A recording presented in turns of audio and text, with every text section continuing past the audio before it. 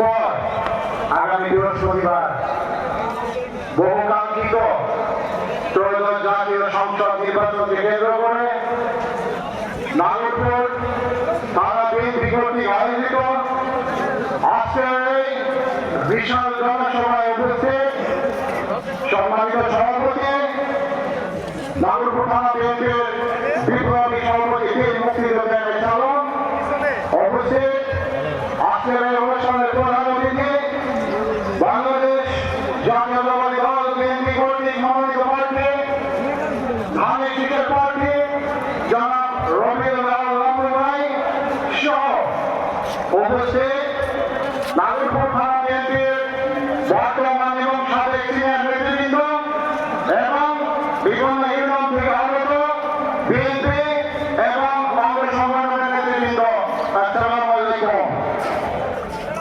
আজকে আমরা এখানে বক্তব্য দিতে আসিনি, বক্তব্য দিবেন জনাব রবিউল আলম ভাই।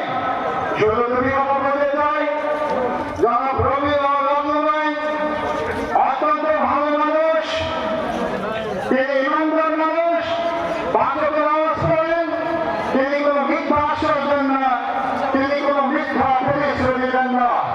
আমরা ইতিমধ্যে জানি তিনি জিয়া পরিবারের অত্যন্ত ঘনিষ্ঠ জন। তাই আমি আজকের এই জনসমাবেশে বক্তব্য আহ্বান জানাবো, আগামী 12 ফেব্রুয়ারি যে কাঙ্ক্ষিত জাতীয় সংসদ নির্বাচন, সবাই একত্রিত হয়ে রামভাইকে ধানের শীষে ভোট দিবেন। আর একটা কথা বলতে চাই, সময় অত্যন্ত সংক্ষিপ্ত, তারপরে আমি বলতে চাই এই উপমহাদেশে জামাত ইসলামের প্রতিষ্ঠাতা জনাব মওদুদী সাহেব, উনি কোন প্রতিষ্ঠানে ইসলামিক শিক্ষা শিক্ষিত ছিলেন না। উনি আপাতত মস্তকে একজন শিয়া। ওনার কাজই ছিল সুন্নি আলেমদেরকে জোরপূর্বক করে শিয়ায় রূপান্তরিত করা। বন্ধুগণ, ওনার 9